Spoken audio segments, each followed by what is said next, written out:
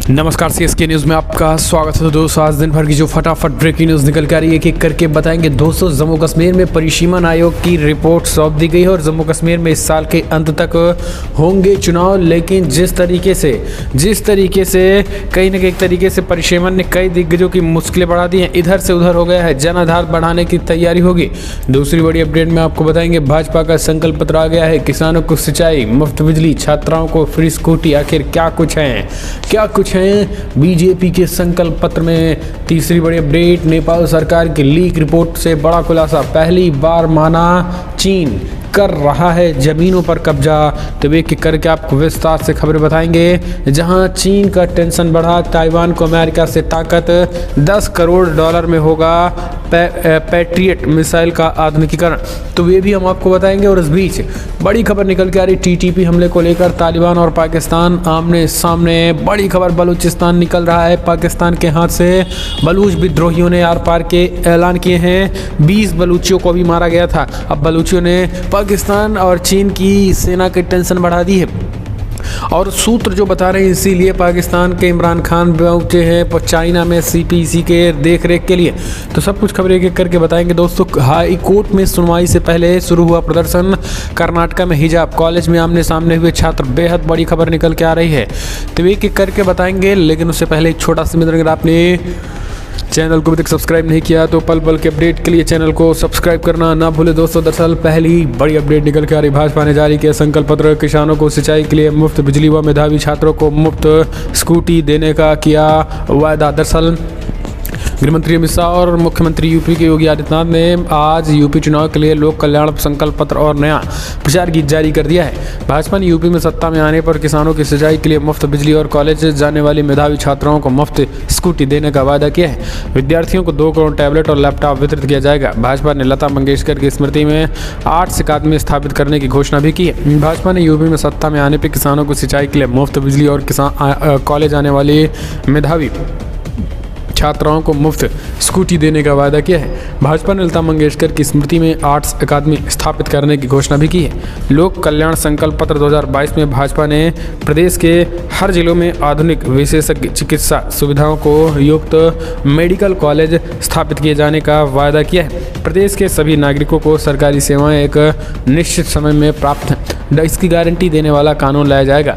ये बेहद बड़ी खबर। लोक संकल्प पत्र 2022 में वादा किया गया है कि अयोध्या में श्री राम से संबंधित संस्कृति, शास्त्रों एवं धार्मिक तथ्यों पर शोध के लिए रामायण विश्वविद्यालय को स्थापित किया जाएगा। संकल्प पत्र में बहन बेटियों से लव जिहाद करने वालों को कम से कम 10 सालों की सजा और 1 लाख रुपए का जुर्माना लगाने का कानून बनाने का भी प्रावधान होगा। इसके साथ ही दोस्तों, उज्ज्वला योजना के अंतर्गत होली और दीपावली पर एक मुफ्त सिलेंडर मिलेंगे। गन्ना किसानों को 14 दिनों में भुगतान होंगे। निराश्रित महिलाओं को, वरिष्ठ नागरिकों को 1500 रुपये पेंशन होगी। 60 साल से अधिक उम्र की महिलाओं को मुफ्त यात्रा की सौगात होगी। छात्रों को 2 करोड़ टैबलेट और स्मार्टफोन वितरित किए जाएंगे। प्राथमिक स्कूलों में टेबल बेंच की व्यवस्था की जाएगी। हर मंडल में कम से कम एक विश्वविद्यालय स्थापित किया जाएगा। हर परिवार को कम से कम एक रोजगार प्रदान करेंगे। एम्बुलेंस और MBBS की सीटों की 2 गुना किया जाएगा। लव जिहाद रोकने के लिए 10 साल के 1 लाख जुर्माने का प्रावधान भी होगा। मान्यपूर्ण कैंटीन बनाकर गरीबों को सस्ता खाना भी खिलाया जाएगा। छात्रों को 2 करोड़ स्मार्टफोन वितरित किए जाएंगे। तरीके से हम कह सकते हैं कि भाजपा के संकल्प पत्र के प्रमुख बिंदु ये हैं। हम चलते हैं एक और अपडेट लेते हैं। दोस्तों, जम्मू कश्मीर परिसीमन आयोग की रिपोर्ट सौंप दी गई। जम्मू कश्मीर में इस साल के अंत तक होंगे चुनाव। दरअसल परिसीमन आयोग ने अपने मसौदा रिपोर्ट में जम्मू कश्मीर में विधानसभा और लोकसभा के क्षेत्रों में बदलाव का प्रस्ताव दिया है, जिसे केंद्र शासित प्रदेश के 5 सहयोगी सदस्यों को उनके सुझावों के लिए सौंपा गया है। अधिकारियों ने शनिवार को ये जानकारी दे दी है। उन्होंने कहा है कि विस्तृत रिपोर्ट में जम्मू संभाग में रजौरी और पुंछ को शामिल करके अनंतनाग संसदीय सीट के पुनर्निर्धारण का प्रस्ताव किया गया है। इसके अलावा कश्मीर संभाग में बड़े पैमाने पर बदलाव किए गए हैं। तत्कालीन जम्मू कश्मीर राज्य की कई विधानसभा सीटें खत्म कर दी गई हैं। इनमें हब्बा कदल सीट भी शामिल है, जिन्हें प्रवासी कश्मीरी पंडितों के पारंपरिक गढ़ के रूप में देखा जाता था। दरअसल आपको बता दें, अधिकारियों ने कहा है कि श्रीनगर जिले की खानियार, सोनोयार और हजरत बल विधानसभा सीटों को छोड़कर अन्य सभी सीटों का पुनर्निर्धारण किया गया है और चन्नापुरा तथा श्रीनगर दक्षिणी की तरह ही नई विधानसभा सीटों के साथ विलय कर लिया गया है। उन्होंने कहा है कि नई प्रस्तावित रिपोर्ट में हब्बा कदल के मतदाता कम से कम 3 विधानसभा क्षेत्रों के हिस्से होंगे। हालांकि आपको बता दें, इस परिसीमन रिपोर्ट के बाद कई केंद्रीय बड़े बड़े नेताओं की मुश्किलें खड़ी हो गई हैं, क्योंकि उनके जो विधानसभा क्षेत्र थे वो इधर से उधर हो गए। अब उनको एक नया जनाधार बनाने की उनकी बड़ी चुनौती होगी। हम चलते हैं एक और अपडेट लेते हैं। नेपाल सरकार की लीक रिपोर्ट से बड़ा खुलासा, पहली बार माना चाइना कर रहा है जमीनों पर कब्जा।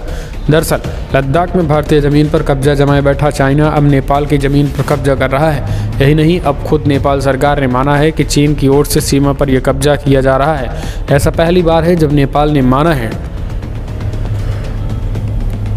कि चीन ड्रैगन सीमा पर नेपाली इलाके में हस्तक्षेप कर रहा है। इस रिपोर्ट को पिछले साल सितंबर महीने में देश के पश्चिमी इलाके में हुमला में चीन के कब्जा करने के खबरों के बाद तैयार किया गया था।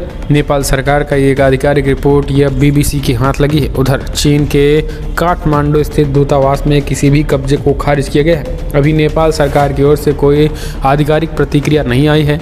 नेपाल सरकार ने इस रिपोर्ट को तैयार तो कर लिया है, लेकिन अभी तक इसे प्रकाशित नहीं किया गया है। माना जा रहा है कि चीन के साथ संबंध खराब होने के डर से नेपाल सरकार रिपोर्ट को सार्वजनिक करने से डर रही है।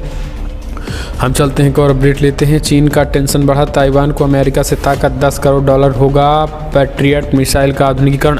दोस्तों, दरअसल आपको बता दें, ताइवान के विलय की ताक में बैठे चाइना की ये खबर चिंता बढ़ा सकती है। अमेरिका ने ताइवान के साथ पैट्रियट मिसाइल के आधुनिकीकरण के लिए $10 करोड़ की डील की है और ये राशि पैट्रियट मिसाइल रक्षा प्रणाली को आधुनिक बनाने के लिए खर्च की जाएगी। ताइवान अपनी आत्मरक्षा के लिए इन्हीं अमेरिकी मिसाइलों का इस्तेमाल करेगा। अमेरिकी सुरक्षा सहयोग एजेंसी DSCA ने सोमवार को बयान जारी कर यह खबर दी है।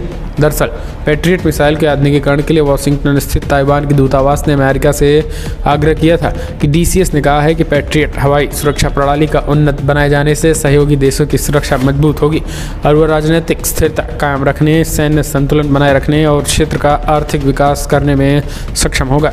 पैट्रियट मिसाइलों के आधुनिकीकरण के लिए उपकरणों व सेवाओं को इसे प्रस्तावित विक्रय में अमेरिका के सहयोगी देशों की विश्वसनीयता, सुरक्षा हो और सहयोगी हो।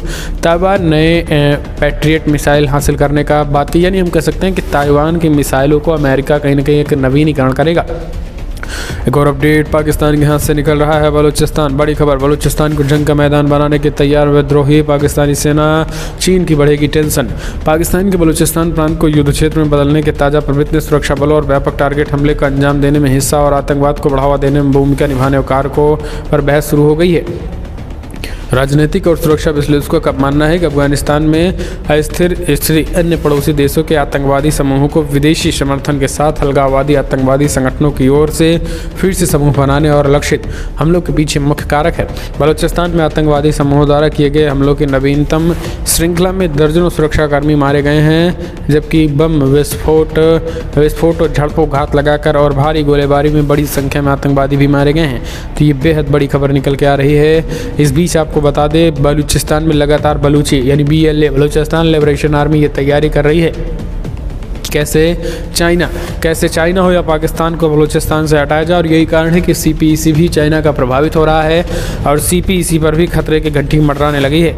ऐसे में कहीं ना कहीं हम कह सकते हैं कि चाइना और पाकिस्तान की मुश्किलें अब बढ़ने वाली हैं। एक और अपडेट लेते हैं दोस्तों। कनाडा किसान आंदोलन को लेकर भारत को ज्ञान दे रहे थे, घर में अब गिर गए। PM ट्रूडो प्रदर्शनकारियों पर भड़क गए। दरअसल कनाडा के प्रधानमंत्री जस्टिन ट्रूडो को अब समझ आ गया है कि ज्ञान देना और बात ये उस पर अमल करना दूसरी बात है। भारत में किसान आंदोलन के वक्त उन्होंने दूसरे देशों के आंतरिक मसलों में दखल नहीं देने की नीति को भुला दिया था। उन्होंने भारत को नसीहत दी थी, लेकिन अब स्वदेश में छिड़े ट्रक ड्राइवरों के आंदोलन से जूझ रहे हैं, जो कह रहे हैं कि प्रदर्शनकारी विकास में बाधक है। ओटावा में कोविड-19 वैक्सीन अनिवार्य करने के आदेश का विरोध कर रहे ट्रक ड्राइवरों के खिलाफ कड़ा रुख अपनाते हुए ट्रूडो ने जल्द खत्म करने का जोर दिया। ट्रूडो ने सोमवार को कहा है कि ट्रक ड्राइवरों का प्रदर्शन रोकने की जरूरत है और ये देश की अर्थव्यवस्था में बाधा डाल रहा है। सोमवार को कनाडा की संसद में ट्रूडो ने कहा है कि प्रदर्शनकारी हमारी अर्थव्यवस्था, हमारे लोकतंत्र और हमारे साथी नागरिकों के दैनिक जीवन को अवरुद्ध करने की कोशिश कर रहे हैं। इसे रोकना होगा। ओटावा के लोग अपने ही पड़ोस में परेशान होने के लायक नहीं हैं और वे सड़क किनारे जारी हिंसा को सामना करने लायक नहीं हैं। एक और अपडेट लेते हैं। कर्नाटका में हाईकोर्ट में सुनवाई से पहले शुरू हुआ प्रदर्शन, कॉलेज में आमने सामने हुए छात्र। जी हाँ, दरअसल कर्नाटका में हिजाब विवाद बढ़ता ही जा रहा है और इसी बीच आपको बता दें, इस मामले में हाईकोर्ट में सुनवाई होनी है, लेकिन इससे पहले ही उडुपी जिले के हालात बिगड़ रहे हैं। दरअसल सुनवाई से पहले महात्मा गांधी मेमोरियल कॉलेज में प्रदर्शन शुरू हो गया। हिजाब पहनी छात्राओं के विरोध में भगवा स्कार्फ डाले छात्र आ गए और नारेबाजी करने लगे। देखते ही देखते मामला बढ़ गया और प्रदर्शन तेज हो गया। मामला बढ़ता देख सीएम बसवराज बोम्मई का बयान सामने आया और उन्होंने लोगों से शांति बनाए रखने की अपील कर डाली। सीएम ने कहा कि मामला हाई कोर्ट में पेश किया जाएगा और इसका इंतजार करें और बच्चों को पढ़ने दिया जाए। पर इससे पहले ही सीएम ने शांति बनाए रखने की अपील की थी। हालांकि उन्होंने कहा था कि हाई कोर्ट का फैसला आने तक यूनिफॉर्म लॉ का पालन सख्ती से करवाया जाएगा। लेकिन यहाँ पर आपको बता दें, भगवा पहने छात्र और हिजाब पहनी छात्र छात्राएं जो हैं वो आमने सामने आ गए हैं। एक और अपडेट, आजम खान को सुप्रीम कोर्ट का झटका, अंतरिम जमानत के लिए हाई कोर्ट जाने का निर्देश। दरअसल जेल बंद समाजवादी पार्टी के नेता मोहम्मद आजम खान को सुप्रीम कोर्ट ने मंगलवार को बड़ा झटका दे दिया है। खान ने यूपी विधानसभा चुनाव 2022 में अपनी पार्टी का प्रचार करने के लिए अंतरिम जमानत मांगी थी। शीर्ष कोर्ट ने उस याचिका पर सुनवाई करते हुए इनकार करने हुए इलाहाबाद हाईकोर्ट जाने का निर्देश दे दिया। सुप्रीम कोर्ट ने कहा है चूंकि ये मामला इलाहाबाद हाईकोर्ट में विचाराधीन है, इसलिए ये आज अर्जी भी वहीं दायर की जाएगी और वे हाईकोर्ट में जमानत याचिका पर जल्द सुनवाई की गुहार लगाएंगे। हम चलते हैं एक और अपडेट, राज्यसभा में जब एक के बाद एक कांग्रेस पर स्ट्राइक किए पीएम मोदी तो भड़क गई कांग्रेस, सदन से किया वॉकआउट। दरअसल प्रधानमंत्री रोजगार को लेकर बताया कि 2021 में 1 करोड़ 20 लाख लोग ईपीएफओ से जुड़े हैं और ये सब फॉर्मल जॉब है। इसमें से भी 65 लाख 18 से 25 आयु के वर्ग के हैं, यानी इन लोगों की पहली बार जॉब मार्केट में एंट्री हुई है। कोविड प्रतिबंध खुलने के बाद हायरिंग दोगुनी हो गई है। पार्टी का नाम कांग्रेस बदल ले, कांग्रेस को राष्ट्र से भी समस्या है। पीएम मोदी ने कहा है कि अगर ऐसा है तो आपकी पार्टी का नाम इंडियन नेशनल कांग्रेस क्यों है? अगर दिक्कत है तो पार्टी का नाम बदलकर फेडरेशन ऑफ कांग्रेस कर देना चाहिए। इस तरीके से उन्होंने बड़ा हमला बोला है। फिलहाल दोस्तों बड़ी खबर में इतना ही, लेकिन अगर आपको वीडियो पसंद आए तो लाइक करें। पल पल के अपडेट के लिए चैनल को सब्सक्राइब